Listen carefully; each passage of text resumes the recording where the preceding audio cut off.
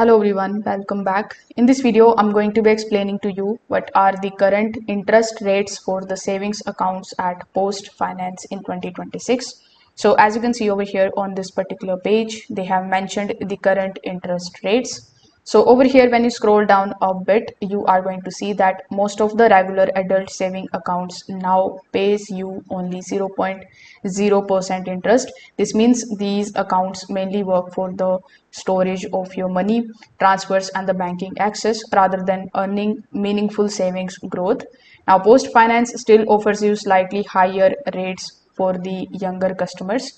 So as you can see, the youth saving accounts is going to offer you 0.25% up to certain balance limits. The student account is also going to offer you 0.1% on the limited balances.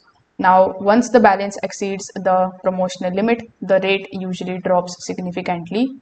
Now, for retirement related savings like Pillar 3A or vested benefits accounts, Post Finance currently offers very small interest rates as well, usually close to 0 to 0.05%.